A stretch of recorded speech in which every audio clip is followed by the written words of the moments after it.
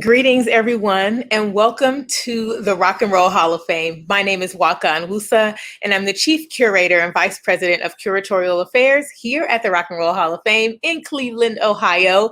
We are so honored to be kicking off and celebrating this Black Music Month with such an amazing topic. We have to celebrate this phenomenal woman, Miss Laverne Baker, and I'm excited. We'll get all into that, but just a few housekeeping things before we get started. For more information about our summer programming and what's going on at the Rock and Roll Hall of Fame, please check out rockhall.com, where you can find out about our hours, pricing, special events, and programs like this one. So I'm so thrilled that we are going to be kicking off this beautiful event of Reckoning and Requiem with Laverne Baker and the cultural appropriation, a beautiful conversation that we're starting out with. And we have a phenomenal cast of musicians, beautiful women, and the author herself. So I'm honored to welcome Grammy Award-winning Ms. Rosanne Cash. It's such an honor to have you here. She's released over 15 albums, extraordinary songs that have earned 4 Grammy Awards and 12 nominations, as well as 21 top 40 hits, including 11 chart-topping singles. She remembers everything. Her latest release is a poetic, lush, and soulful collection of songs that reckon with a flawed and intricate world. It follows her triple Grammy-winning 2014 album, The River and The Thread, and marks a return to more personal songwriting after a trio of albums that explored her Southern roots and family heritage.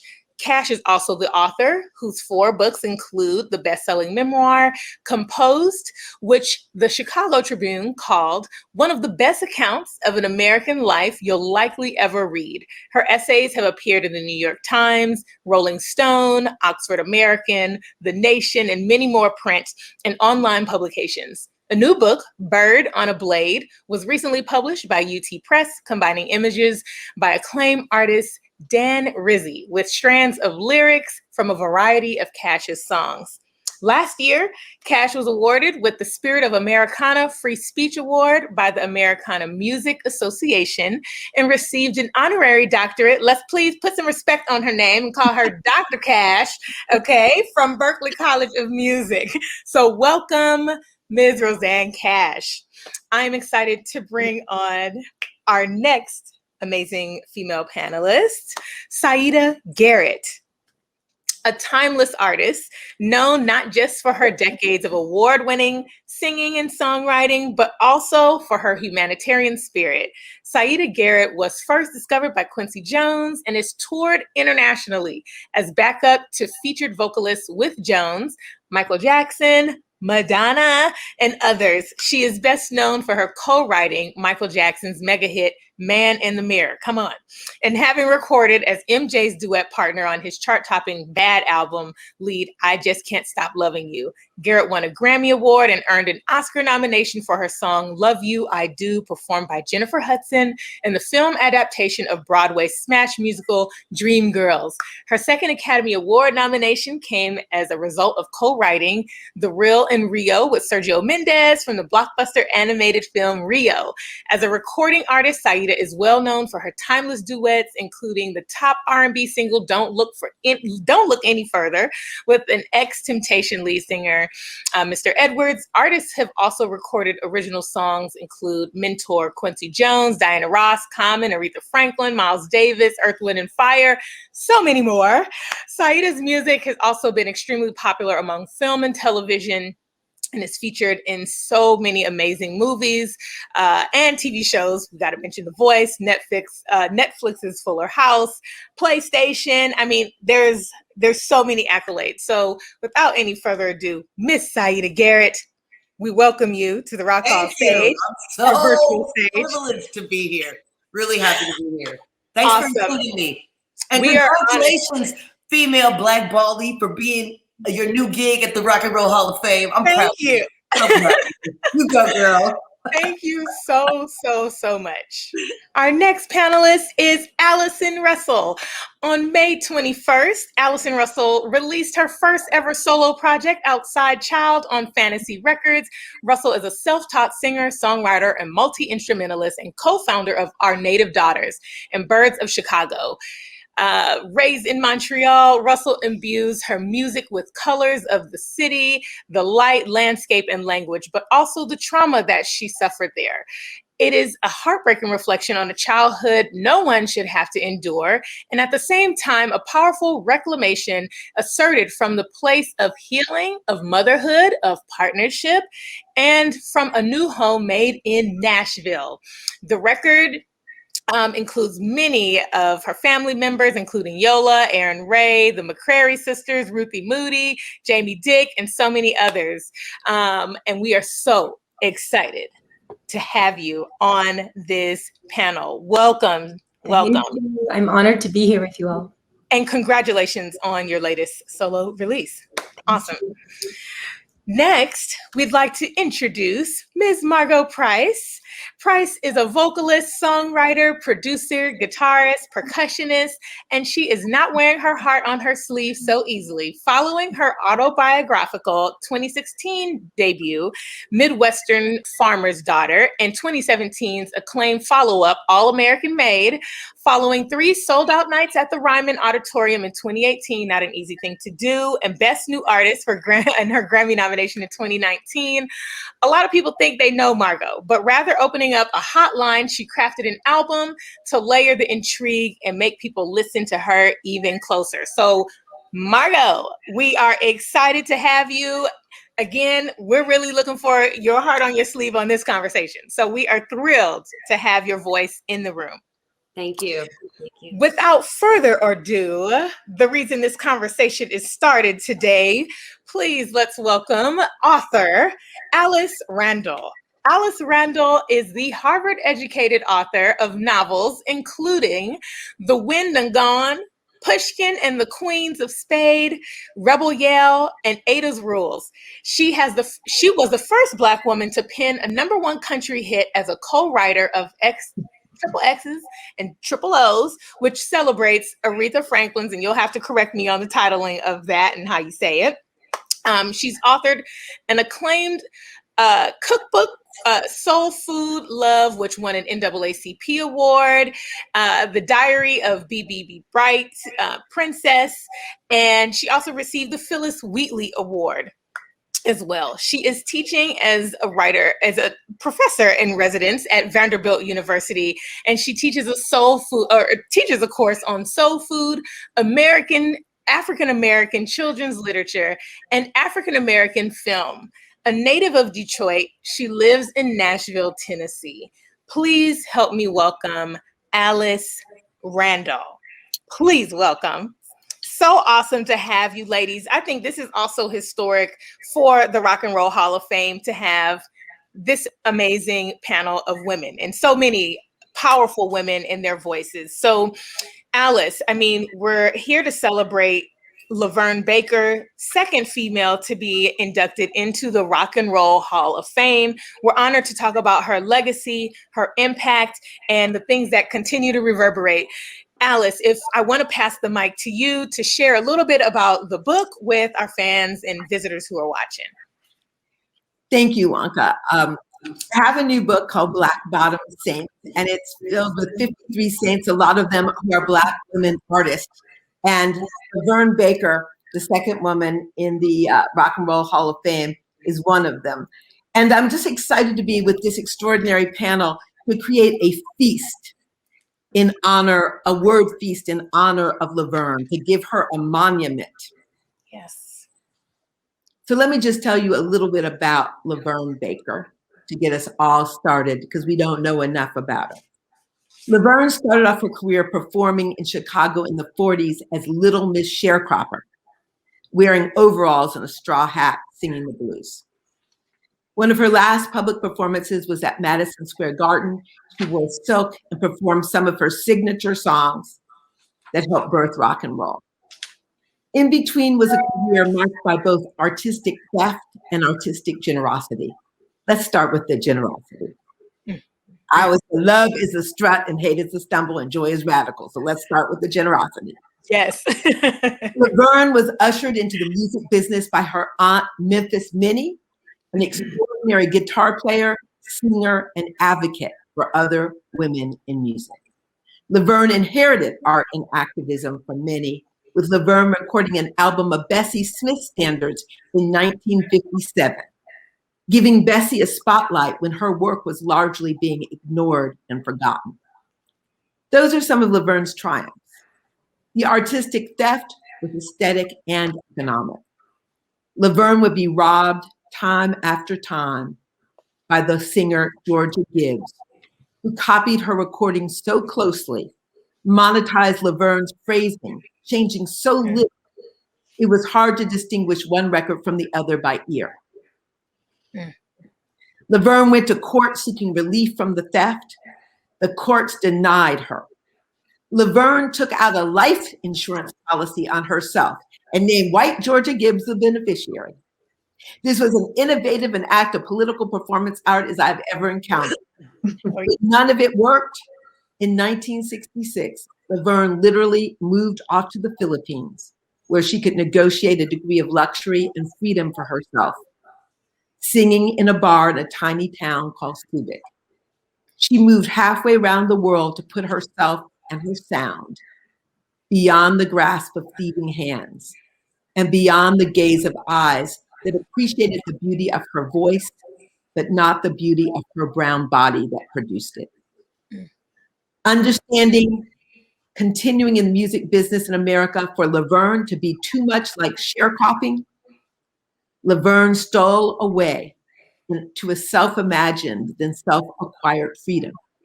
She didn't return to the States until shortly before her 1988 triumphant Madison Square Garden performance. In 1991, she was inducted in the Rock and Roll Hall of Fame as the second female soulful artist. That's Laverne Baker. That's the woman we're here to honor. Yes. I know. A round of applause, truly. That's yes. LaVern. That's for LaVern, a Memphis Minnie. Yes. Absolutely.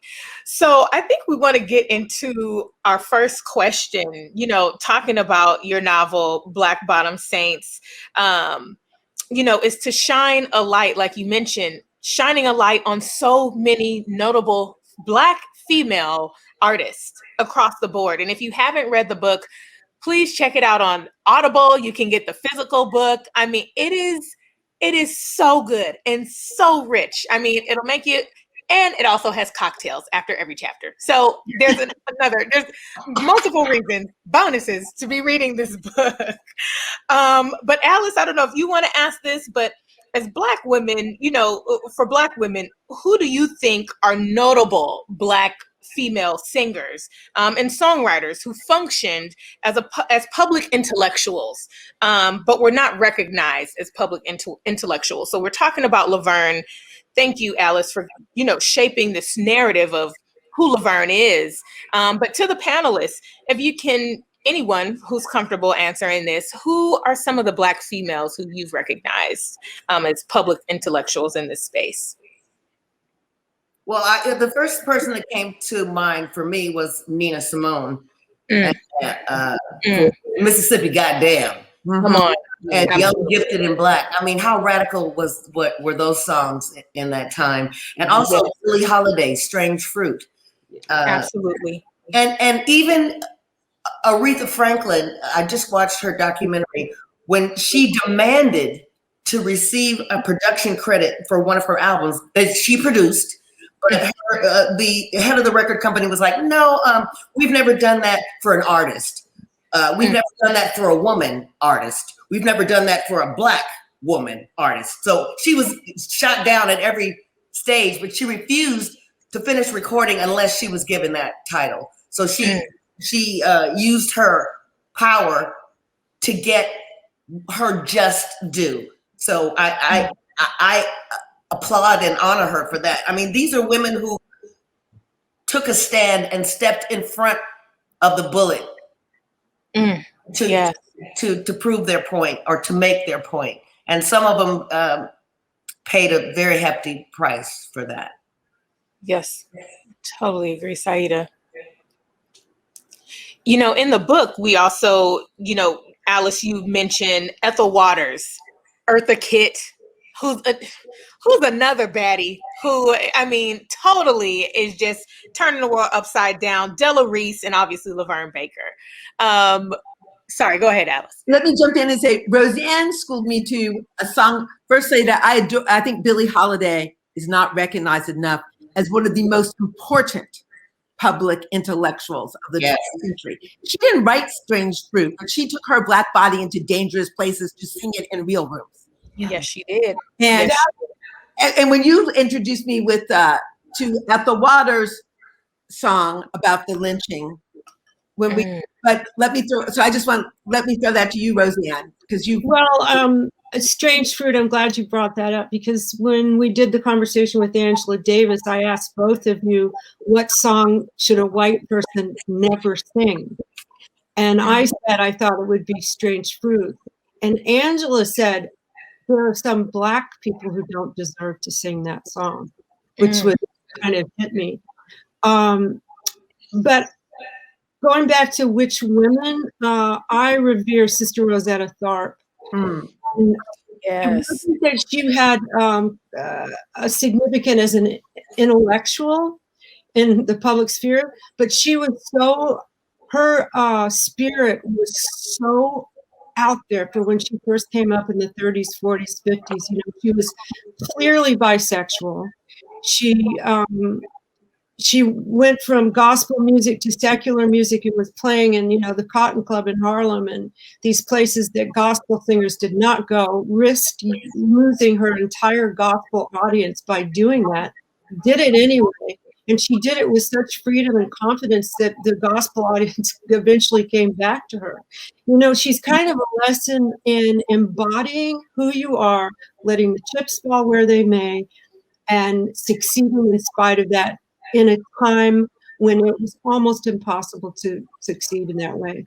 And not only that, I'll just finish by saying that every rock and roll guitarist, from Keith Richards and Jerry Lee Lewis, not guitarist obviously, but all of those rock and roll guys who came later, you can trace the thread all the way back to Sister Rosetta, and most of them will acknowledge that.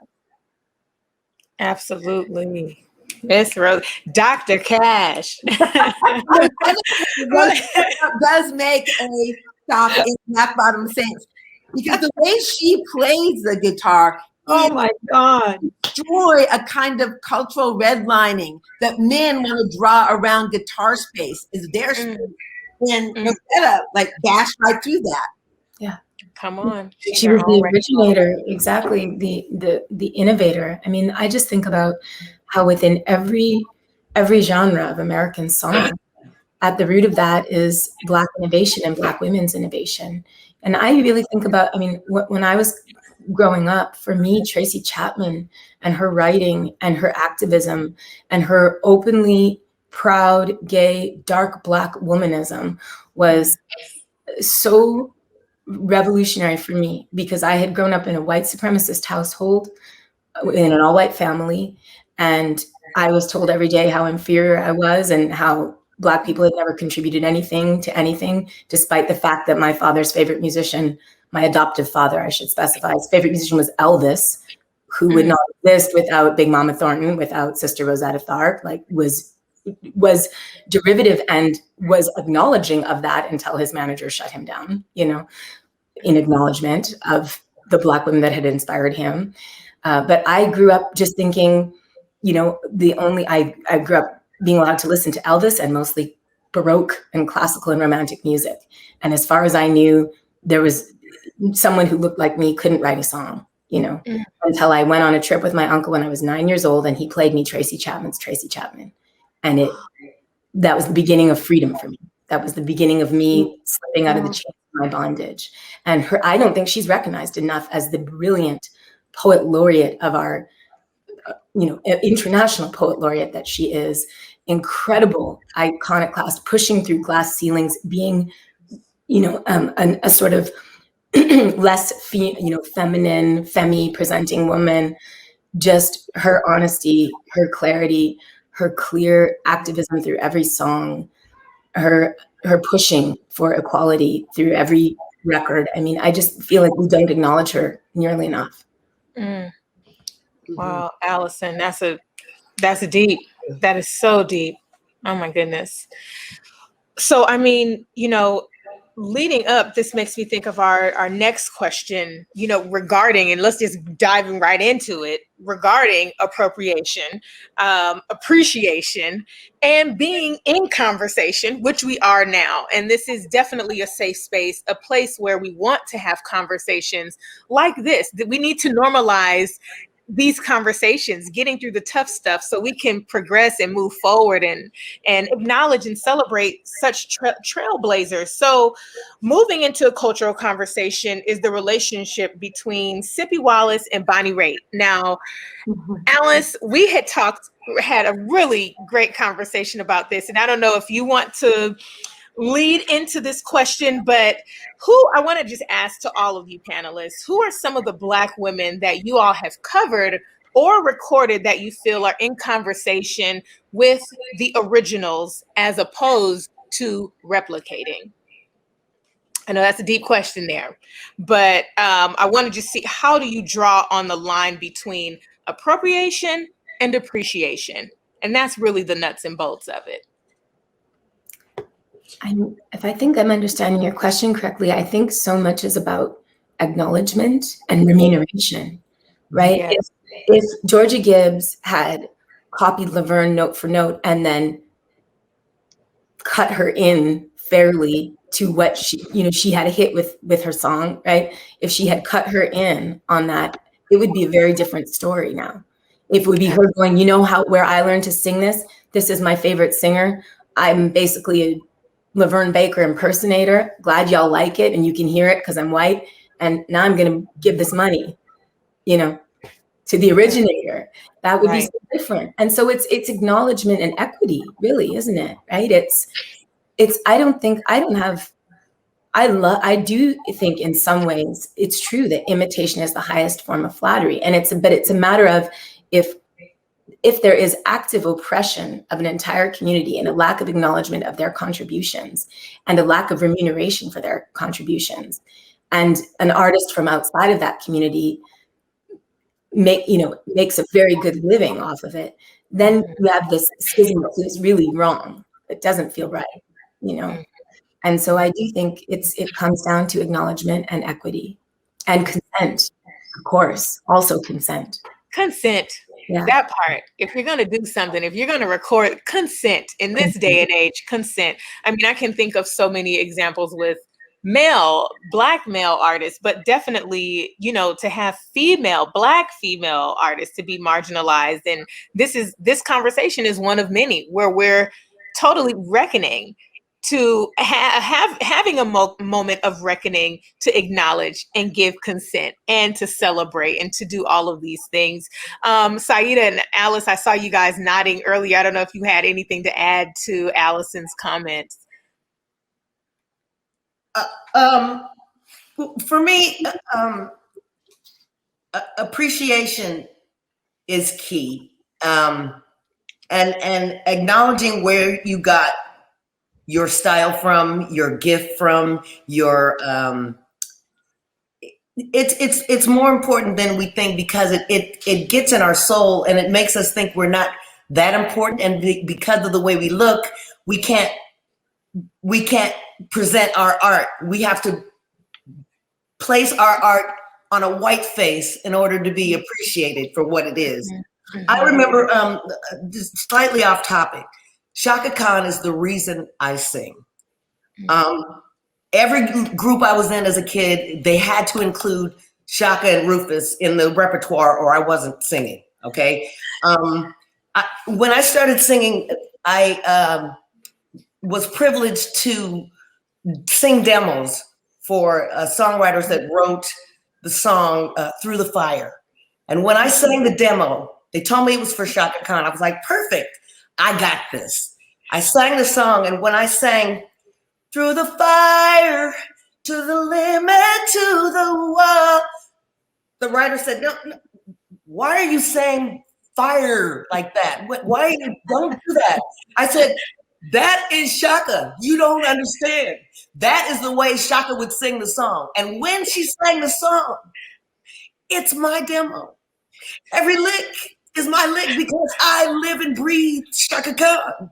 So when I convinced this songwriter that this is the way this song should be sung, and Chaka heard the song, recorded the song, it's a hit record, she came back to me and said, thank you.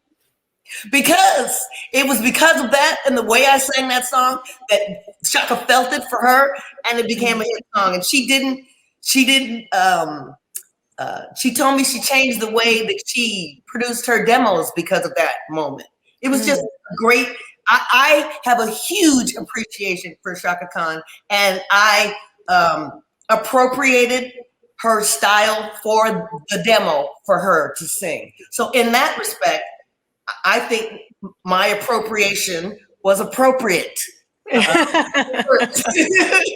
So, but I wasn't stealing from Chaka. I wasn't using Chaka's riffs or Chaka's style to make my artist career. So in that way, it's slightly different. So I feel like I was appreciating Chaka's talent rather than appropriating her style. Love it. I feel like, as an artist who early on in my career, I really wanted to be Black, and I loved soul music. Margo.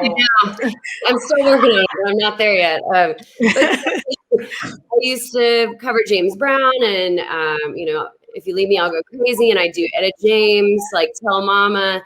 But even though I assumed that most of the audience knew who those artists were, I always made sure to say, this is an Etta James song. This is where this comes from. Because there was a whole boom of soul music that happened around Alabama Shakes, which was so incredible. And I love Brittany Howard. She's a force of nature. But then you also saw all these like blue-eyed soul bands kind of pop up. And many times they would get up there and they would be in a college town, and I'm not going to name names or anything, but I'd be maybe opening for a band, and I'm like, well, they just, that was the soul song that wasn't theirs, but they didn't say who sang it. And I just had a feeling that the college bros that were there listening probably had no idea who it was. And, there's even songs that I just feel pull so directly from, Tennessee Whiskey, I think that the way that Stapleton does that, it pulls from At Last, it has that feel to it. And, country artists, rock and roll, we owe so much to Black music, and to deny that or, not give credit where credit is due is absolutely an injustice that shouldn't still be happening in 2021. Yes. I mean, and I love, and we'll wrap this question getting to the next one, but I love, Allison, how you started out this conversation of just acknowledgement and just like you said, appreciation, Margo, just true consent and just acknowledging who you're singing and what you're doing, just so we don't have this, the Georgia instance with LaVern. And I mean, in the book, it's like, hey, that sense of copying is dirty chitlins. And that is a line in the book that I absolutely love. Again, go read Black Bottom Saints. It's amazing. We don't need no dirty chitlins. Nobody likes dirty chitlins. Nobody. That's because it's something that shouldn't exist. Before we get past that and to connect those two, Allison, I vibe to, there's a story of an abused child in Black Bottom Saints, Color Girl. And there's a lot about that story that comes right from my own life, and that's beyond the scope of this conversation. But what is in the scope of this conversation that I want to contrast, because you were in Montreal, I was born in Detroit in Black Bottom. The part of Black Bottom I was born into in 1959 was an all-Black world. And so one of the things that connected me to Nashville was in my all-Black world, and it was an all-Black music world. My father had dated Anna Gordy. He wasn't in the music business at all. That's a whole nother. Well, he was dating Anna Gordy. He was in the music business. He was, but my father was, so I always knew that Lil Hardin Armstrong, she's Louis' second wife, when I was a little girl, was played on Blue Yodel #9. I always knew. White people might not know this. The world scholars, I fought with a scholar up until 2 years ago, one of the top scholars in the country on this subject. I won't even call his name in this setting. Bill C. Malone, who wrote the book on country music, and would not believe that Lil Hardin played the piano on Blue Yodel number 9. It took me years of research to finally get the sheet music was in one museum with Jimmy Rogers had written his own hand, and Louis's wife Lil played the piano. I said, I guess Louis could have had another wife. But the point being, I finally proved that. And it didn't, and I was working on the Kim Burns documentary, and they wouldn't put it in because they said nobody will believe it in the time we have to tell the story. Oh, wow. And I have to say, Rosanne, I have to tease and say, your family, Louis and Johnny Cash got on Johnny Cash's TV show where I was introduced to so much of the roots of Black country on that show as a girl. And they tell the whole story, and the two men get together, Johnny and Louis Armstrong. They don't mention Lil. She was the piano player. She was on every bar. She probably actually wrote that copy of it. So to me, one of the things about Black Bottom is it was we had to privilege Black oral history. It was such a Black space that I always knew about Lil Hardin Armstrong and then Bessie Smith. And one of the reasons I love, but how do I know I was born in 59? This lady, Laverne Baker, sings that album of Bessie Smith standard. So that's why that's playing in my childhood. And on that's where I hear the song I'm dedicating to all of you, Nashville Women Blues. The way they said it ain't no bluff. That's true of all the women on this thing. Yes, love it. Love it. Love it. Tracy Chapman is working in that tradition. We've got Lil Hardin.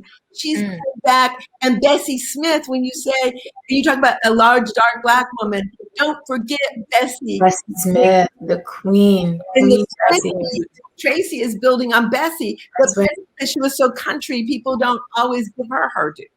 And Ma Rainey as well, right? Yes, absolutely. It's a direct lineage, absolutely. And for me, Tracy was the entry point to go back and discover this whole world that I had been purposefully robbed of. And Siedah, you're so right. Montreal is the North Point on the Chitlin circuit. B.B. King was playing in my town, and I didn't know till I ran away from home when I was 15, and then I made up for lost time. I went and saw Oscar Peterson. I went and saw B.B. King. And that's where I started learning from them, oral tradition essentially of who they had been learning from. And B.B. was talking about Bessie. B.B. was talking about Big Mama. B.B. was talking about Ma Rainey. He was as a man who was in that space was acknowledging Black women's influence on him. I see Odetta behind you. Odetta, I got to be on stage with her in my first baby band. I was in a baby band called Po Girl, and we didn't know what we were doing. We were at the Vancouver Folk Fest, and they put us on what's called a workshop stage at these Canadian folk fests. They throw all these artists together, and they give you a theme, and they hope that people will collaborate. And I was on a stage with Odetta, Bonnie DeFranco, and Utah Phillips, and my little baby band. Wow. Amazing. I was sitting right next to Odetta, and I couldn't stop crying. And she reached over at one point, patted my knee. She's like, "You're going to be okay. Have some water." Some water. Allison, were you saying something to me? Allison? Was I saying something? I'm sorry. I meant Margo. Margo. I got my squares mixed up. I'm sorry. I think, like you were saying, that Black women who also helped shape country music, Odetta was one of the first, records I really got into, and also Elizabeth Cotton. I mean, she was massive in, in what she did. And I think that they all deserve more credit than they've got, Well, there's no Bob Dylan without Odetta. He acknowledges the influence on him, in his writing, and how many writers has he influenced in turn. I love that Odetta sings Dylan album too, like the Mutual Admiration. Oh, I love it. Well, I mean, getting back to roots here, I want to get back to the root of Laverne Baker and posing this question to Allison and Siedah as we get into it. But, you know, I want us to dive into the conversation about reparations, and we'll later discuss reparations. But I love this idea of just putting some respect on your name, you know, like just although she wasn't getting her due respect here in the United States, you know, having to leave and go to the Philippines, performing there and living there, and having a very robust career for over 24 years, I think it's noted in the book. But truly having to leave to then come back to the United States. And I think that's just such a powerful thing. And she's like, hey, I'm reclaiming my own time. Y'all don't want to give it to me here in the US. You don't want to give it to me in my own Black Bottom. You don't want to give it to me anywhere on this circuit. I'm going to the Philippines and I'm going to go collect my dollar. And that's where I'm going to make my name and do what I have to do. We're talking about a woman who was maybe invited on Ed Sullivan's show once, okay? Not even twice. And you have Miss Georgia invited on the show a number of times, at least 3 to 4 times I found. But I want to get to this conversation. And again, Allison and Siedah, looking at how she got her own kind of reparations by going to the Philippines and working for the USO.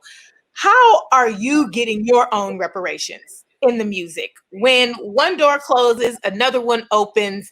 And I know the topic of reparations is a really big one, but we're looking at the music here.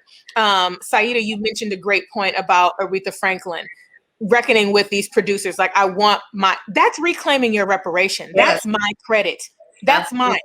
I'm going to be recognized. How are we doing this? So I want to pose it to you two, but definitely this is open to the entire panel. How are you reclaiming your space, not only just as Black women, of course, but as female musicians who are also just fighting for your right every day anyway? Ladies. Yeah, I often wondered what it would be like to relocate to another country where Black musicians were appreciated for their art. And I learned a lot from Quincy Jones, who had to go to Paris to be appreciated, and from Tina Turner, who had to go to Europe to be appreciated. And you go where you get the love. You go where the love is. And why would you stay and continue to get beat down and abused and cheated? So I applaud her for finding a place in this world where she can be appreciated and loved and honored and respected and paid for her talent. I thought that I was going to make my name in Europe with this neo soul group called the Brand New Heavies, because they were able to perform and write any kind of music they wanted to. Whereas in America, with a record deal, I had to be my record company's Mary J. Blige, or my record company's Janet Jackson. I couldn't be or do what I wanted to do as an artist. I had to fit in this little box, where in Europe, there is no box. You create your own space in Europe. And on the radio, when I lived in London, you had everybody on the same station. You would hear James Brown back to back with David Bowie and the Jackson 5. It was just, everybody was all mixed up. And I loved that about Europe. And I love the fact that they appreciated what US music lovers didn't even consider. It wasn't even on their table. And I felt like I was being given opportunities in Europe with this white band that I never would have gotten in America, and didn't, which is why I went to London. It made me the state of the record business and Black music in America has deteriorated to a point where I have to find some new cheese, right? The music business is not what it used to be when I sound like when I was coming up. No, when music business has changed so much, I've had to find a way to parlay my pop songwriting talent, which is useless looking like me, brown skinned pop songwriter, the record company doesn't really get that. So they ignored it.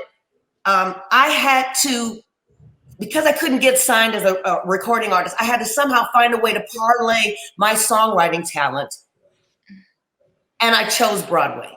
somehow I segued into writing Broadway musicals, and I'm on board for writing lyrics for the Broadway musical, The Pursuit of Happiness. And in writing that, I caught the attention of the writers Stephen Bray and Brenda Russell when Allie Willis passed, bless her soul, God rest her soul. I'm replacing her in that team of songwriters and lyricists for The Color Purple. And I'm just so pleased, and I encourage every artist who has not found their way through the traditional avenues of writing and recording and getting an artist deal, just seek out other avenues. Find some new cheese. Don't keep going back to the same trap that has no cheese. Like, find a new source of a new revenue, a new avenue. And I feel so blessed that I get to try my hand at this musical theater milieu, and I realized in that there are so few Black female lyricists on Broadway. I think it's me and Brenda Russell right now. I can't think of any other Black female lyricists on Broadway.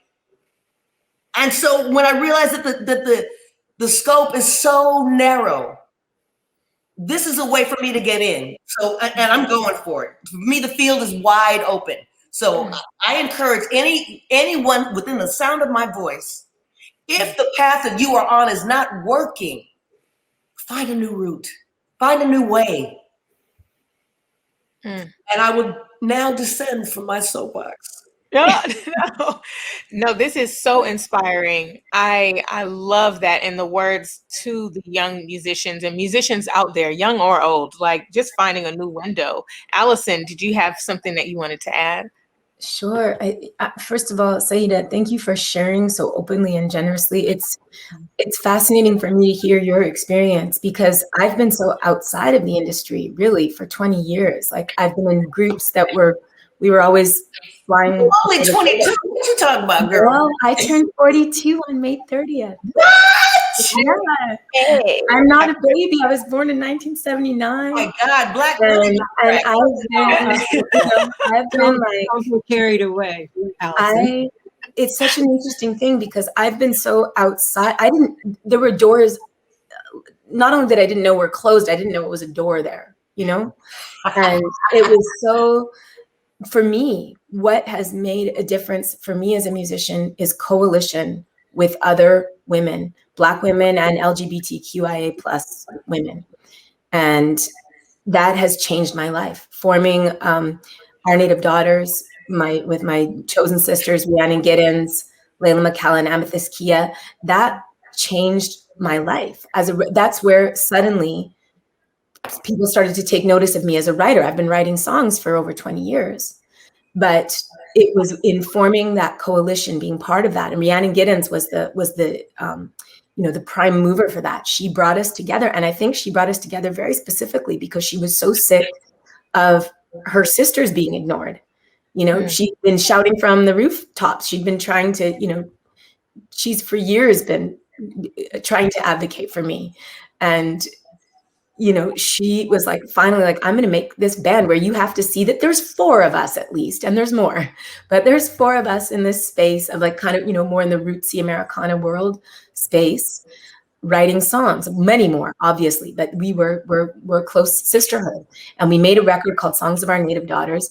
And all of us were completely shocked by the response. We were excavating painful history of the Black diaspora from Black women's perspectives, from our perspectives, from stories within our own families, and trying to reclaim some of the hidden canon, of women's songs and wisdom passed down through the years through oral tradition often, or hidden between the lines of other songs. Polly Henry, hiding in plain sight of the old John Henry trope. Well, who didn't die from the hammer? Polly. Who lived on to sing John Henry's name? Polly Ann.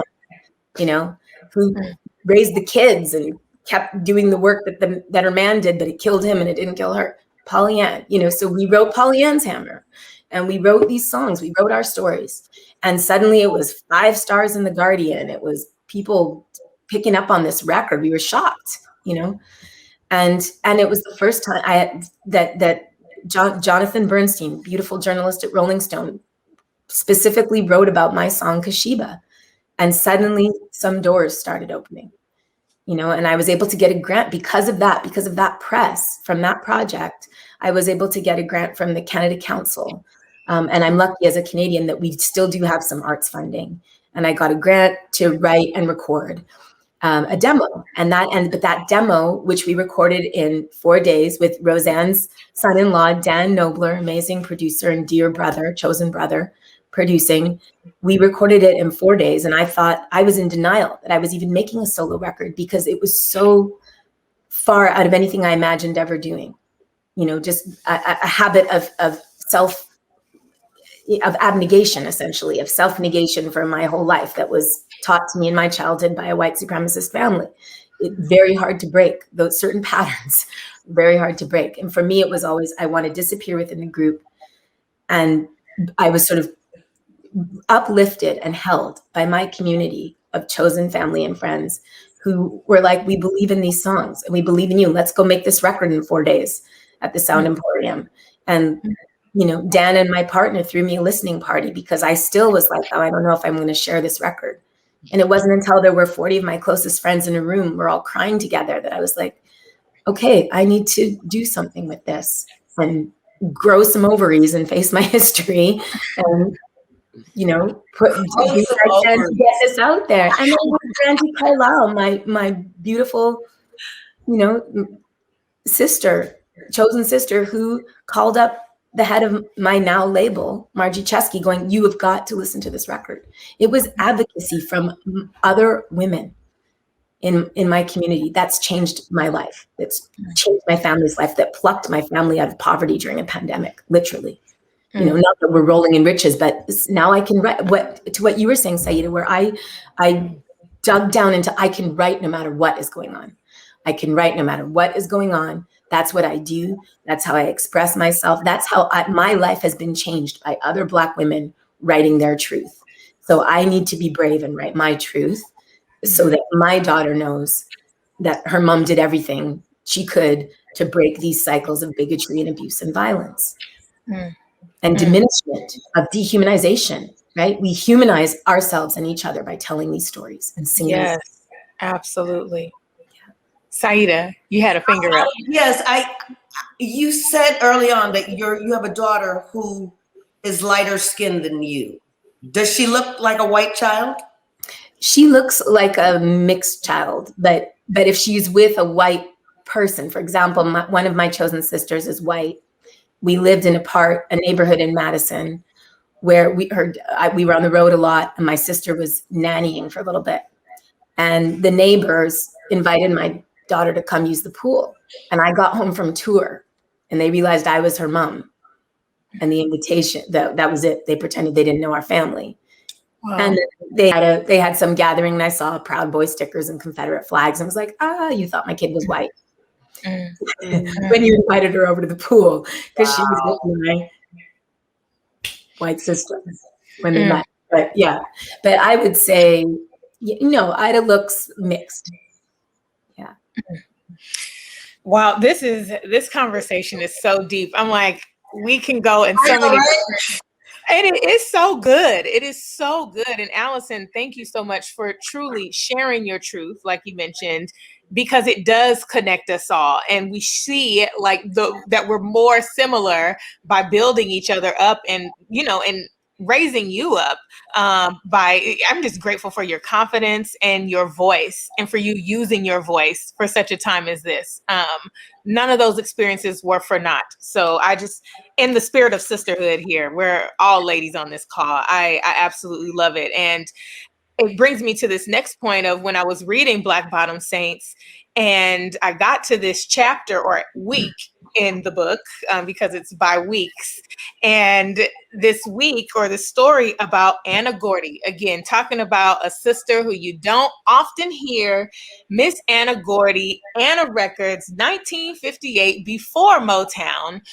This is not something that is often discussed, often celebrated or mentioned, but she is the sister of Berry Gordy, and her first hit single was the song that we all know, Money.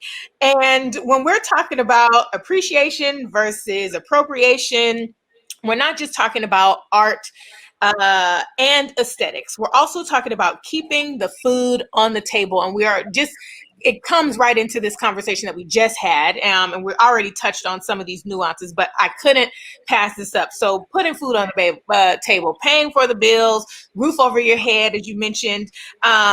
We're talking about the business of music and what it takes when you're putting your passion on the line. And it's here to be a mechanism of survival for you as well when you're doing this. So there are barriers to success for all women. Can you talk about some of those barriers that you've experienced? And we've already kind of touched on some of them, but truly this is for all the women on this panel. What are some of those barriers in the business that you have found ways to overcome them? Well, I want to jump in as a segue between Allison to Rosanne for a second, because I'm going to take us way back when you talk about women helping you out, and you just read that question about putting food on the table. When I was in 1983, I was a 23-year-old songwriter come to Nashville, and it was, I tell you, hard. And I put food on the table working for, you will not remember this, Rosanne, but for your video company that you, and Robin Beersford, you hired me over and over as a PA, and it was really how I paid some of my rent. When I started a publishing company, it was building up. One day owned some of Garth Brooks' publishing, but it was how I actually paid the rent when I was working for Rosanne and Robin. I didn't even know that, Alice. Oh my God. And so I just want to say that women have been helping each other, and they just I was not qualified to be any form of PA. They to make some money. I wasn't qualified to own a video company, so there you go. We're talking about this intimate things, and so between those two segues, I was wondering, actually, when we talk about making money, and we talk about it was Anna and her sister Gwen started that record company the year before Barry. And Rosanne, you're obviously generational in this business with your father, with your own children, your daughter Chelsea, one of my favorite musicians. But you've had a recent rediscovery, and I want you to be able to tell your story. But I will say that you were brave to be on this panel right now because you are in an unusual position in this conversation because of your own journey of self-discovery and how your position in the conversation is shifting and not shifting. Would you be willing to talk about that at all? I think you're talking about Finding Your Roots, the show I was just on. Yeah, and I think about some things your daddy might have had to say to keep him being able to make money for his family. Oh, well, yeah, I mean, I'll try to give the headline version of it because it's a long story. But, my mother was Sicilian. She's been dead for many years, but she was Sicilian, and she had somewhat Black features. And there was a photograph in the 60s when my dad got arrested that was darkened that made her look like a Black woman. And the Ku Klux Klan came after my parents and said, because then it was illegal for a white man and a Black woman to be married. And it was a horror story. It was in the paper. There were all these fights. My dad was fighting with them. It was really scary time. And he kind of had to prove that my mother wasn't a Black woman. And then I just did Finding Your Roots. And it turns out, this is a very truncated version of this story, by the way, because I don't want to take up all the time. But I find out that my 5th great grandfather on my mother's maternal line was the son of a freed slave. Wow. So there were, the children came from the slave owner, which I think if you looked in the history of almost any Southern family who were slave owners at some time in the past, you would find mixed race children because the slave owners raped the slaves. It was just a matter of course. It turns out that he ended up having 9 children with this woman, Sarah Shields. clearly loved her, freed the children freed the mother. Oh, wow. How that happened. It was, wow. I'm going to start crying again. I started weeping when he told me this. And my kids were beside themselves that this was part of their history. So, that was a long way back. I think it was actually fourth great grandparents. It was a long way back, but it was a profound revelation to me. It turns out I have 3% African American DNA, which just clearly does not make me an expert on the African American experience. But it is something that's deep to me, and because of the shame of having so many slave owners in my history on both sides, it mitigated it slightly for me that there was also a enslaved woman who was part of that history. Just a tiny bit, like, well, at least in my history, there's a little bit on the other side. So it was deep, and we're talking about reparation and reconciliation. That was a little bit an internal reconciliation for me. I think it's our responsibility to break the chains of racism in our own ancestry, and it's like my father broke the chains to a certain extent. Hopefully I'm breaking it and providing some kind of reparation in my way. My children need to go further. Their children need to go further. And it's like, since the Black Lives Matter movement last summer, I think the veil has been lifted in a really stark way for many white people, myself included.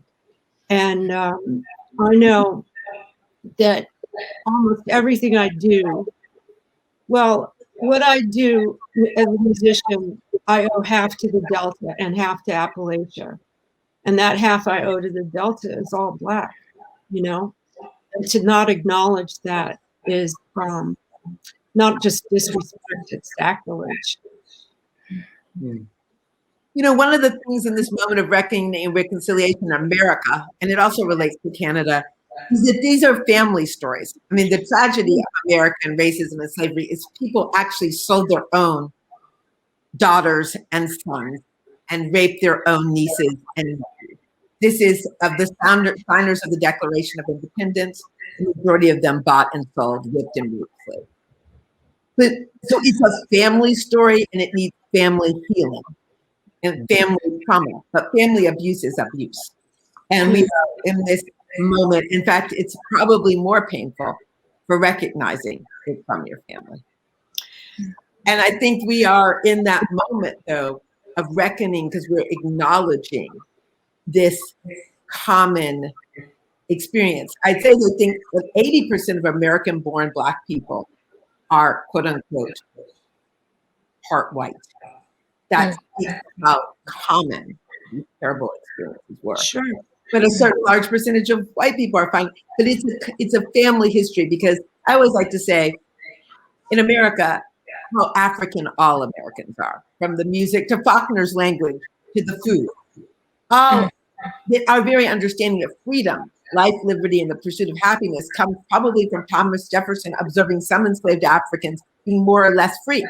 That's why he didn't write it like the British documents and the French documents. He had seen enslaved people who negotiated some sort of freedom. So he knew that freedom wasn't just a legal event. Right. And I think women know that success isn't just on the charts and money in the bank. Yes. It involves, and I think that we are in a shifting in this reckoning of both truth telling and also what are we going to center? What do we really value? And some of it is coming together and telling the truth and honoring the people who make a way when they can't find a way.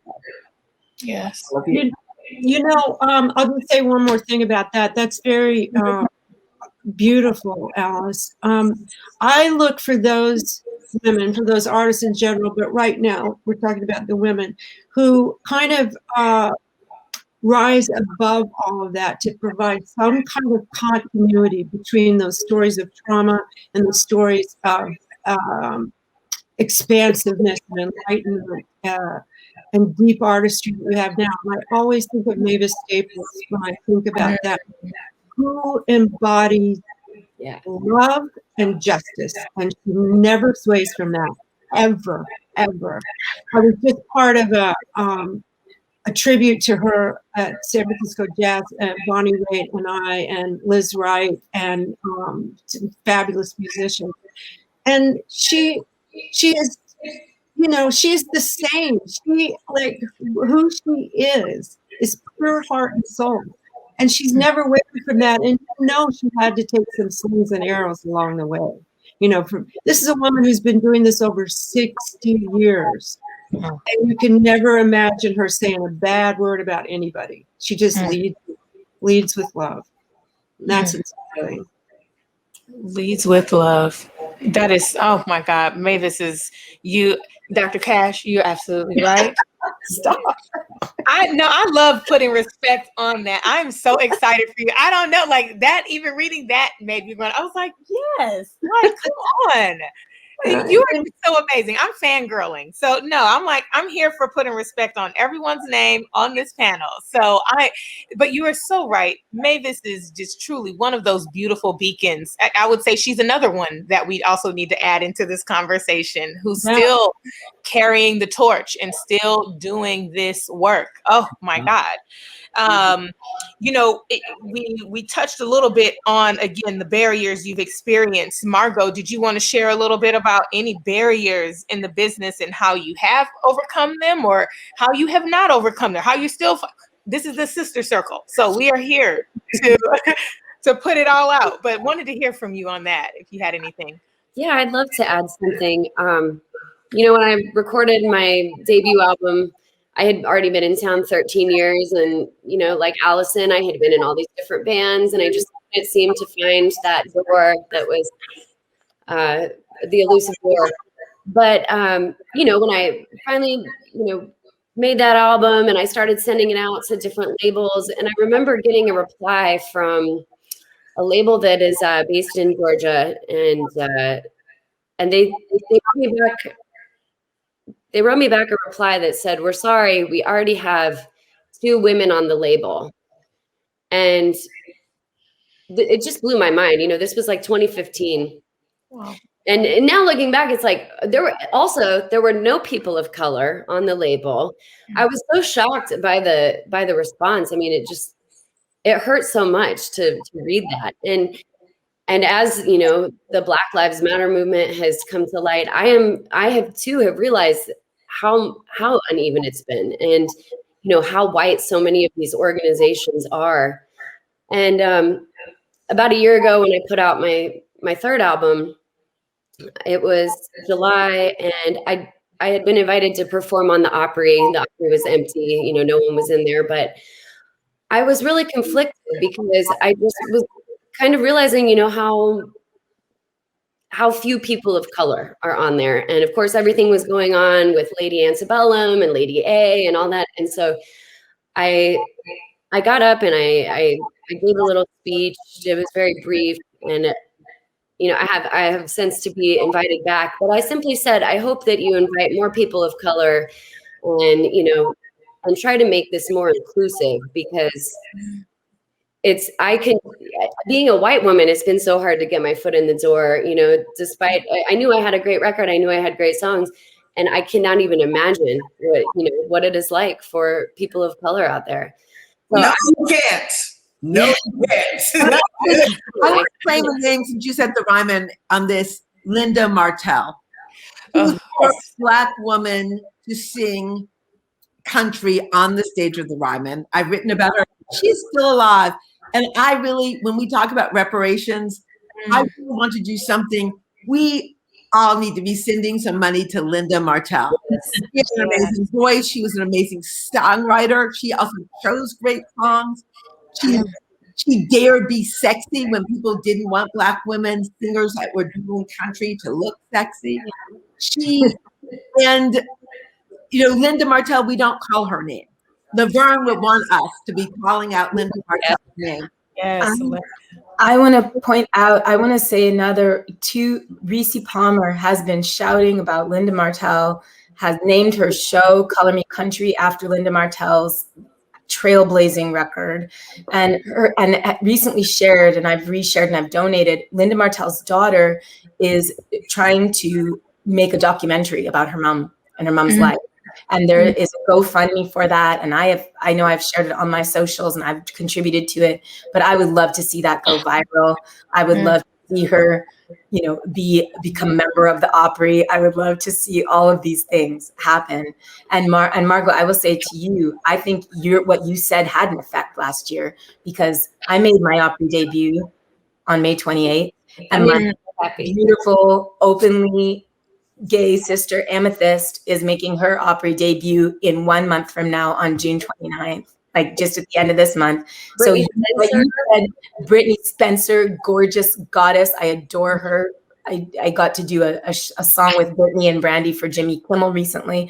Like, Brittany's incredible. She crushed her Opry debut. So what you said fell on fertile ground, and the least I can do. I feel there's more that I need to be doing, and just being here and listening to all of you beautiful women has really been. And what artists like Maren Morris, who owes so much to Black music, with her going up there, what was the ACM going up there and saying Linda Martell's name, Brittany Spencer's name, Janet Gibbons' name, all acknowledging Reese Palmer's name, Black women's contributions to the field of country and how influenced she has been. It was, I think, so important. It's so important for artists that have a bigger platform to acknowledge, right, what is foundational. One of the most touching moments I've ever had in country was, and I think, Siedah, you will appreciate this, is that when it was Aretha Franklin's last performance in Nashville. She's only done a few, and she came to perform at the Ryman. It was a sold-out show. And she literally only had like 4 or 5 guests backstage in her family, and she invited me for putting her in that song, X's and O's. She said, she's got good wine, and she's Aretha Franklin and Patsy Cline. So we were backstage the whole time. But one of the most wild things that we did is that was when it still said Confederate Gallery. And before she went out there, with the help of some workers, we had that all covered. So that was not the right, so she would not stand on that stage and look at what so many people had. James Brown, I've been at a concert with him to look at and see that time. But and it was interesting. There were some really good white allies there. Were willing. They did not want Aretha Franklin to go out and sing. Wow. And and it's funny. But I think that we have high and low. We have to do our part and call it out. Yes. That's what you can do with your white privilege, white people. When you ask them, what can I do? How can I help? You can use your white privilege to help elevate a person of color. That's what you can do. Yes. I want you to just touch on the subject of the barriers in the music business that are placed in front of Black artists and female artists. And for me, my barrier was simply ignorance and inexperience and youth. I didn't know that, one of the biggest duets I've ever recorded was with Dennis Edwards, a former Temptation, on Motown. I never got an artist royalty. I only got a demo fee, a recording fee for singing on the record. I didn't participate in any of the income stream after the fact, after the recording.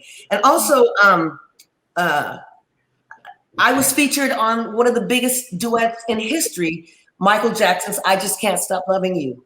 I did not receive an artist royalty for that. I didn't know to ask for it. So my experience blocked me and blocked my income stream because I didn't know what to ask for.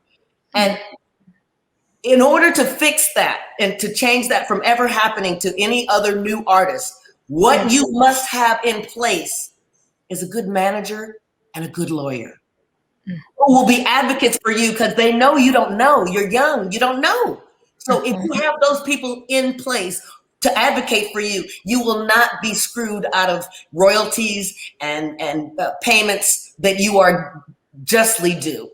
And any white artist would have automatically been given. So I just feel like it's known that we can be usurped and used for the purpose of elevating other people. That was common knowledge for decades in this business. So I just want to promote educating yourself. Just educate yourself in this business and surround yourself with people who know more about this business than you do. And that can only help. Yeah. Well, that Artist Rights Alliance. That's what I'm saying. You have to know what to ask for in order to get it. And as a young new artist, I didn't know. So yeah, I think that's true for all of us. I think that goes across color barriers. I mean, that's why I'm on the board of Artist Rights Alliance. All musicians need educating, or most do. I mean, part of the issue is that we're artists and we think, it's all about the music. Yes, somebody else will take care of the money. Yeah.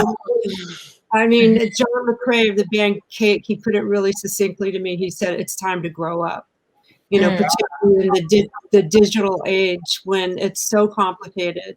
And so many artists are not getting royalties, like we said. It's so unfair. Yeah, that's why I'm on the board of Artists Rights Alliance. And their education programs are wonderful. Put in a little plug for them, Alice. Yes, thank you for sharing that. And for those who are listening, make sure you check them out. Yeah. And like Siedah said, get a good lawyer. I mean, it really, really, really matters. I mean, It's everything.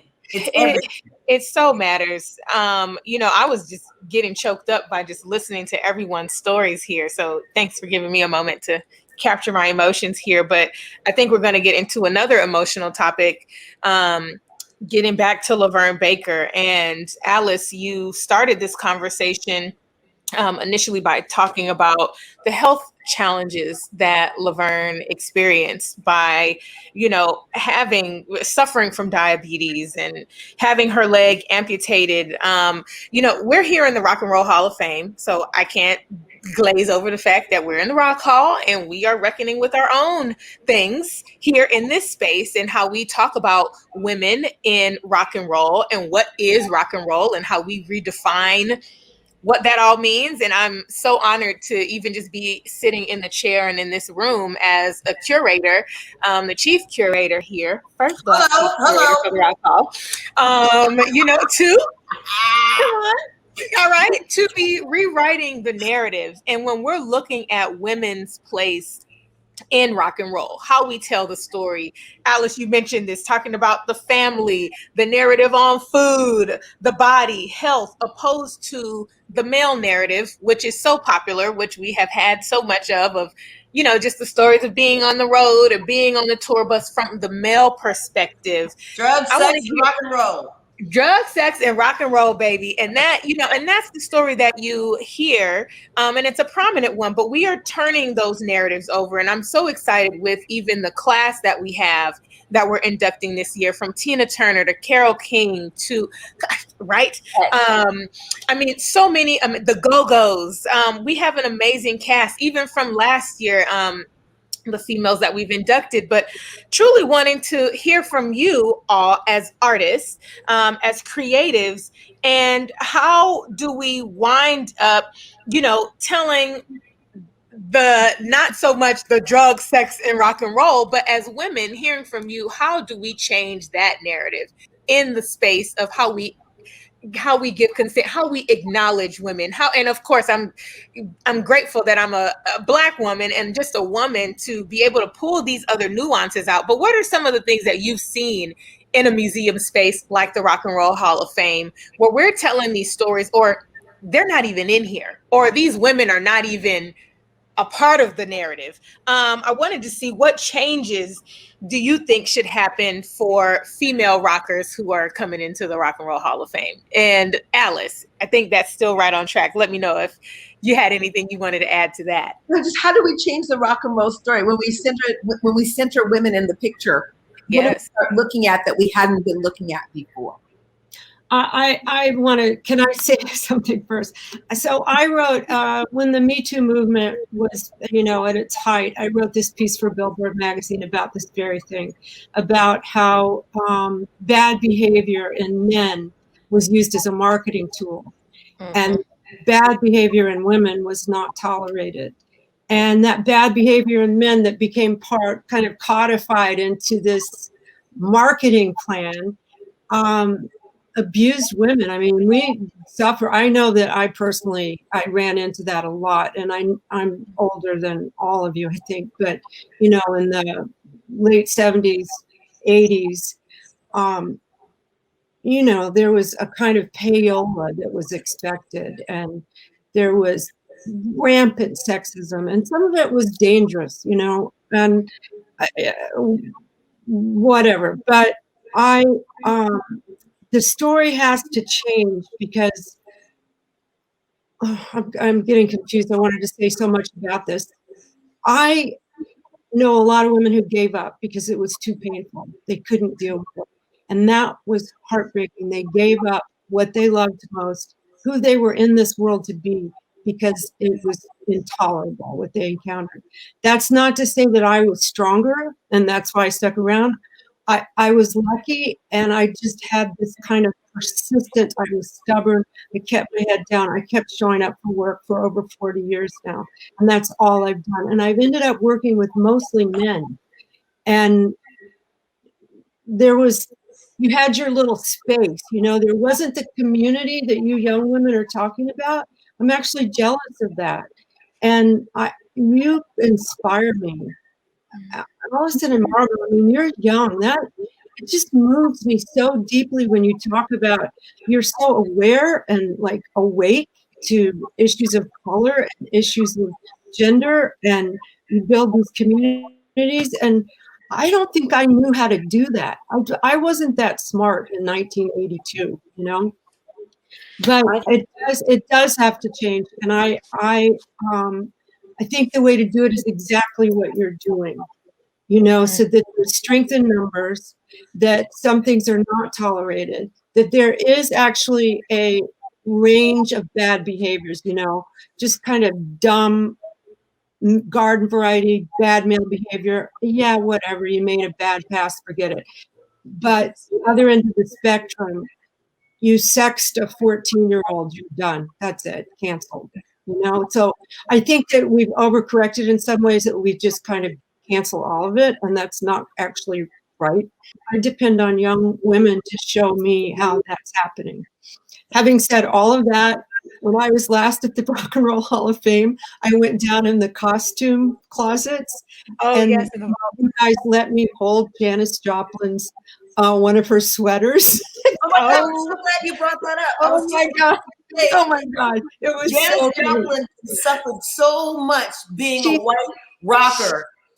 I can't imagine being her in that white male rock world. Can you imagine? She could not survive that. She's another one. It's amazing too to even hear from photographers who've taken her picture over, during that time, and shared the intimacy of how she felt ugly. Like, I'm not the Michelle Phillips. I'm not I'm not this face, but I have this voice. So I think it's so important. I love that you brought up Janis Joplin right now. She's another one for me. I absolutely, she's another one. She's absolutely another one. She's one who got it so right that she sings in something that is so influenced, inflected with Blackness, but it's so honest, and she's so innovative because she seems like no one else. No one. She actually created, that is a conversation between the Black West Texas, the white West Texas, that it was she's the perfect example. Well said. Add so much innovation to it. It's not copying. There are Black singers who copy Janis. And it's so mentally real. I mean, that's what my desert island disc would include Pearl. I mean, there is ditto. I used to sing my baby around the living room to Aretha and Janis Joplin. He's a poet now, but that was our main music. And Rosanne, I have to say, your Appalachia has some Black in it too. I was thinking about that. Bill Withers. I was going to say that too. Coal miners, of the coal miners in West Virginia were Black people. We got a lot of them in Appalachia. That's right. And before then, the string band traditions, the Black string band traditions, Frank Johnson influencing all that music, and folks like Rhiannon Giddens bringing that music forward so we all know about it. But it was so common, it was so ubiquitous, it was so popular that it was called Frank Johnson music for 60 years. You know, it's like, then we forgot. Well, it was erased. Yeah. I want to say something self-serving but wonderful about cooperation in multiple generations. And Siedah, I want you to know, I'm going to teach that I had a really good lawyer, Ivy Lee, all of that. And I managed to let my publishing company, which at the time was Sony Tree, get me to sign something. We were going out to lunch one day and they said they weren't changing anything. It was just extending the terms. And then I didn't. And I thought, why my child has swam in this woman's pool? And I signed something that changed a lot of things. So you can have a really good lawyer. So make sure, don't just get a really good lawyer. I now never sign anything without letting that really good lawyer see it. And I do something like that too. So I've actually, and two, Black Bottom Saints, we had a lot of people. We were so thrilled. Whoopi Goldberg. I barely know how to use Instagram. So it was actually Roseanne's daughter who's at Genius and saw it on, Whoopi reached out and said, Black Bottom Saints has to be a TV show on Instagram, and sends this long thing and series. Awesome. But I want to say that I'm inviting every woman on this Zoom to participate, and that includes you, Nwaka. Yes. And music, if we do this, I think that we have to look at those wealth engines and women including each other. Because my chance to have a #1 country song is because I wrote a TV series with, working with Brandon Tartikoff, and I realized, I can write the theme song. So I did that with Tracy Berg. The show was a failure. The song was a huge hit. So we have to go outside the normal. Find new cheese. Yes, find new cheese. The publishing company. So if I can, I'm calling you. Please. We're there. Finding new cheese. You know what, Alice, this makes me think of our next question and leading into the Ed Sullivan moment that Laverne Baker had. And I don't know if you want to present this next question about the lack of women that we see receiving airtime and spotlight in the music industry. I guess, just for all of you, what are your thoughts on how to change this going forward? Who do we need to target and hold accountable? And this is for all of you. Well, I have to say, I'm not sure I agree with the premise of your question. From what I can see, artists receiving airtime now is pretty equal. I mean, you think of female artists like Beyonce and Rihanna and Taylor Swift and Pink and Cardi B and Megan Thee Stallion and Billie Eilish. There are more women on the scene now than there have ever been. So I think the more women that ascended put to positions of authority in the broadcasting business, the better for women all around. What's the saying? High tide rises all ships, or something like that. I think now more than ever, there are more women in the spotlight in the music business than there ever have been, and more women in power in the music business than there ever have been. In my never to be humble opinion.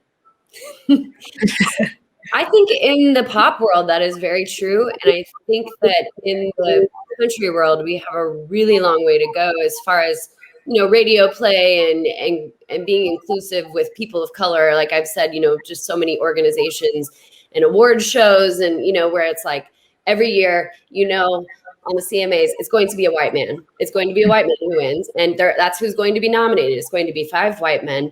And so I think in the country, I'm hoping Lil Nas X can change all that for you. Agreed. I know. Finally, a country song with like a good, memorable hook and melody. But Whitney Spencer and Reese Palmer and Mickey Guyton, of course. Yeah.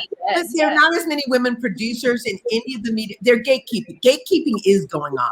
Yeah. You have, and I think you have said that you've had huge success, and particularly the fortune you deserve with winning Grammys. Often we have not seen, so access to being producers, access to being record engineers who actually get to define some part of this sound, access to that training. I think that there's still some sharing of the mic, the stage, and the access. There's still some gatekeeping that's keeping a certain kind of female, because women are on stage doesn't mean that a feminine aesthetic is being centered. It can be what white men or men want to see on stage, the woman that's getting the chance. Because I was thinking about that, strangely, about Mama Cass just in the last couple of days. I don't know why I was thinking about her. We just had a whole conversation about it too. Could Mama Cass exist today? She has this extraordinary voice. She died at 32 years old. But she doesn't look great in a thong. You don't understand. I don't know that Mama Cass, that could exist. I am really shocked to say I'm not sure. Because it's interesting because Aretha Franklin, when she started off, was traditionally in some way beautiful. Mama Cass, by the first time she arrived on the scene to be known, wasn't. Would she? I mean, what happens when we don't choose? So I think that with women, there is gatekeeping that's going on in these meetings. And who gets the opportunity, I think, has something to do with, it's still centered in a lot of male power. I agree. Yeah.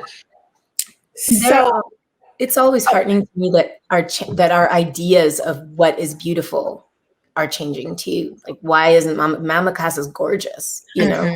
And there are, I feel like we are starting to have many better conversations about body positivity, you know, teachers like Sonia Renee Taylor, The Body Is Not an Apology, like just helping us pull these scales from our eyes of this very limited understanding of beauty, you know?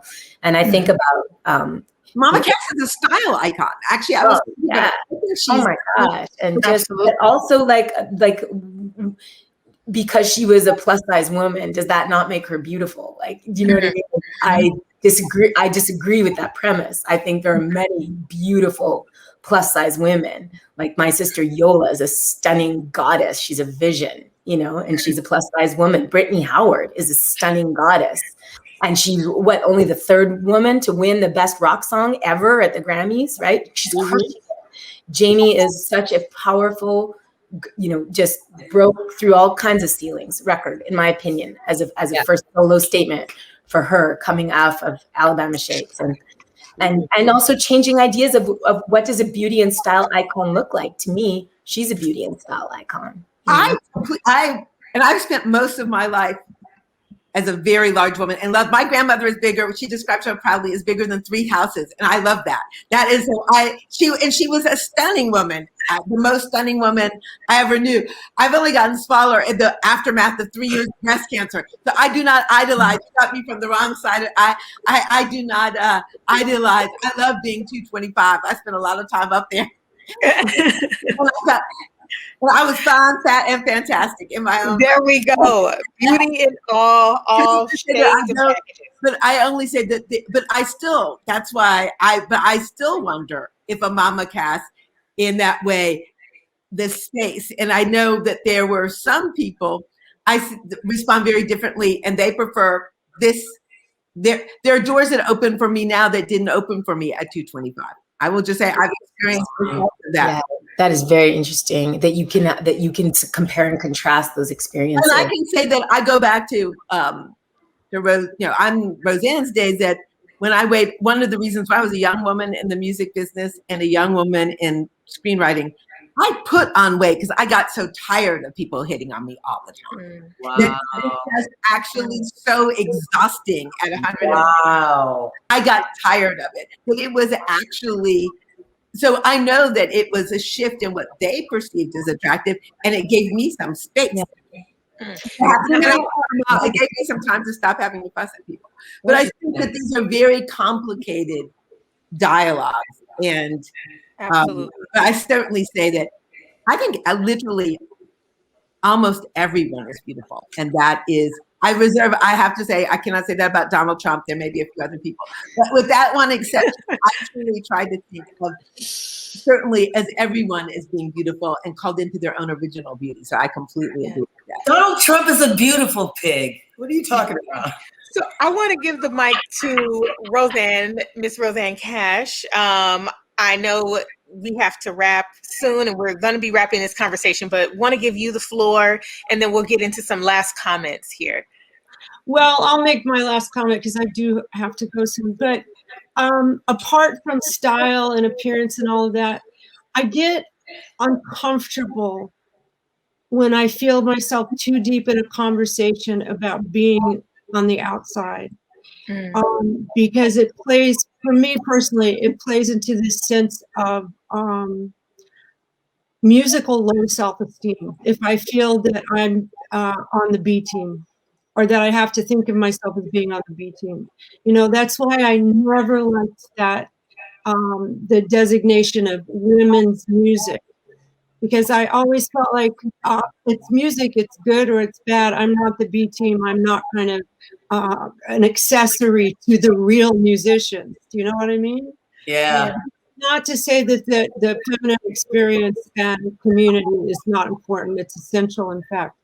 But I think that my assumption that I was a valuable voice in the public sphere as an artist, my assumption of that helped me get along, right? If I had constantly thought that I can't get in, you know, I'm on the other team, I think it would have delayed me, or it would have hindered me in some really profound way. And like I said, it kind of inspires this feeling of low self-esteem if I make myself feel outside, so I don't let myself do it. Again, that's not to say that our community is not hugely important. And that thing you said, just side note, about women producers and engineers, there is this organization in there, it's called Women in the Mix, because I think percentages are so small. Like women producers are 3%, engineers are 1%. You know, in my 42 years in the business, I've had one woman monitor engineer. It's insane. Wow. So these organizations like Women in the Mix, I think they do a service. And I love all of you guys. You've been really inspiring to me. Thanks. Dinner, Dr. Cash. Yes, call her Dr. Cash. I'm going to get a name tag. I'm loving this. We will get you something. We'll get you some special Rock Hall swag that's like an official Dr. Rosanne Cash. We actually have your dad's bus out on our plaza right now. I know you do. I know. We do. So we got to have you come back down and do a Dr. Cash unveiling. So that would be a pink lab coat, will you? Gotcha. Got it. Put some respect on her name, Rosanne Cash. We are so thankful to have you on this panel. Thank you. Truly appreciate you. Thank you. Thanks so much. Appreciate Have a great day. So just wanting to round out the last comments of this conversation. We've talked about reparations, we've talked about appropriation and appreciation and having this conversation, and wanting to end this with how each of you are looking to the future now. And obviously we already talked about what reparations look like to you. If you want to touch on that, it would be great, honestly, to just hear your final comments on what reparations look like to you and how you're paying it forward for the future. So I guess, Alice, I don't know if you want to start or if you want to be the closer here, but opening this up to our lovely panelists. I want to throw it to the panel, but I will just say that for me, part of it is telling the untold stories and writing books and creating television shows that celebrate this history, this hundreds of years of history, going back to the banjo in the 17th century and these string-gourd instruments. And I will teasingly say, I got an honorary doctorate from Fisk University, home of the original. Hey, come on, Dr. Randall. Yes. Everybody working in America owes something to the Fisk Jubilee Singers. These were enslaved Africans who built their own bricks, then went to England and raised the money for their university and sang these sorrow songs. So I think it's telling the untold stories and telling them across generations. I think that right now, you're right, that it's the old time of the new and the old heads. And I'm proud to be one of the old heads working together. I love that. So Let's make the sandwich work. The O, the middle, and the ya. Yes. Siedah, I'm just gonna go around my little Brady Bunch square here that I got. Okay. So Siedah, if you would like to share what do reparations look like and how you are paying it forward? For me, reparations look like more Black CEOs and members of the board of directors on more major corporations and entertainment conglomerates. Because when you really study the makeups, there are very, very few women, percentage-wise, and even fewer women of color in positions to affect major change. So that would be a huge step in the right direction, in my never to be humble opinion. Mm-hmm. Wonderful. Allison. I agree so deeply with what both Alice and Siedah have said. And I agree, Siedah, it's like, I always think about that Alice Walker quote of "We are the ones we've been waiting for." You know, what are the steps that we can take? Like, so for me, I think it looks like continuing to push what I call the Rainbow Renaissance, this coalition of the loving and the willing and the many-hued and the understanding and the exactly like bringing these stories, important stories forward from history, because the past is present.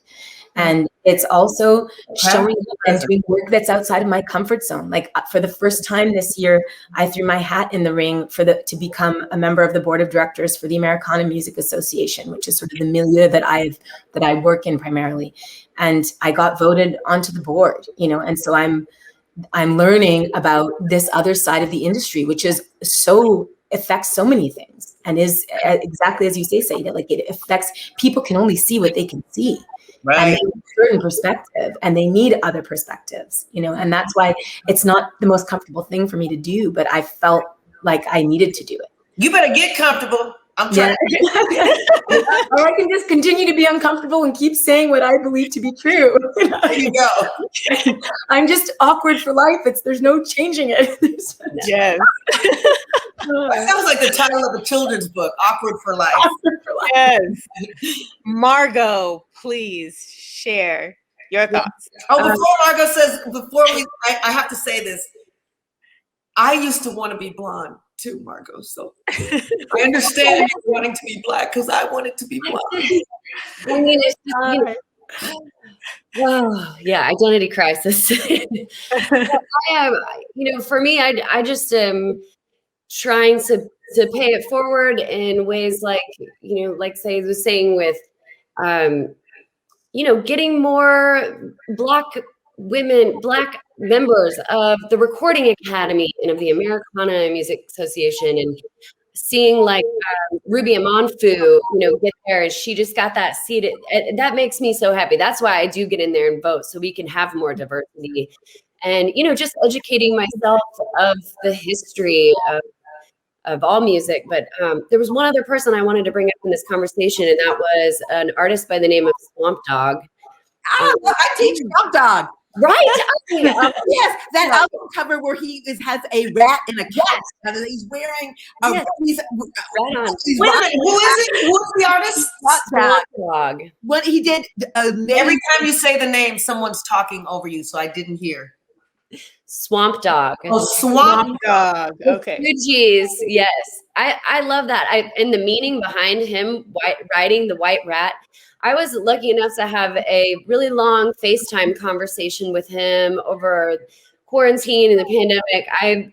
I've been a huge fan of all of his records, and I feel like he was so erased from his place in what he did, because he was signed to Elektra Records, and he put out an album that was called God Bless America for What?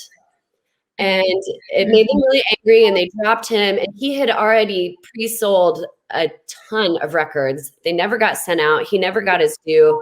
Just this past year in 2020, he put out a country album that was called Sorry You Couldn't Make It. And, it was one of the best albums of the year. Like, genre be damned. And the liner notes on the back of that are really worth reading. It talks about his experience at the CMAs and how he had written this song, Friend, Don't Take Her, She's All I Got. It was covered by millions of white artists. And just his experience that he had at the CMA back in the 1970s was sickening. But just getting to share his music and to be able to, share what Allison does and to learn so much from her. And that's just, what I'm trying to do. But I know there's more, and I'm going to go share the Linda Martell story. And I feel like I have a whole list of things that I need to do after this. So thank you all so much. I learned a lot, and I'm just very humbled to be here. This is so beautiful. I mean, the learning, the exchange of information, the elevating of so many icons and trailblazers. There's a beautiful line that I definitely want to, before I end this, just saying again, thank you, a huge thank you, Dr. Alice Randall, for your genius, for sharing your truth with us. I'm going to get emotional here. Thank you for painting our readiness. Thank you for painting our readiness. It's a line in chapter 18 of her book, Black Bottom Saints. Make sure you go get it. It's online. It's on Amazon. It's at Barnes and Noble. It's on Audible. Go get Black Bottom Saints. It's a bonus treat. You'll get a cocktail after every chapter. And I mean, it's amazing. But thank you for allowing all of us, allowing our panelists to paint our readiness for today. I am so honored by the messages and just the reminders of looking to the past while we blaze the trail ahead to the future. So to all of you phenomenal women, thank you so much for sharing your truth, your story. Allison, I'm like, Margo, we need to talk after all of this. You guys are just so dope. So beyond dope. Like, we need to do a special exhibition in the Rock Hall for this. But truly, make it happen. We'll make it happen. I'm the chief curator. I can make it happen. That's to you. Or maybe you know somebody. Right. Maybe I know someone. I'm somebody. So truly, thank you so much on behalf of the Rock and Roll Hall of Fame. Alice, did you want to say any last words? Thank you. We are so thrilled. I wouldn't have wanted to be at the Rock Hall and do this if it had not been for you. Oh my God. Curator and making this cultural connection and this aesthetic and this politics. Thank you so much. Thank you. Thank you. And with that, we say peace out and paint your own readiness.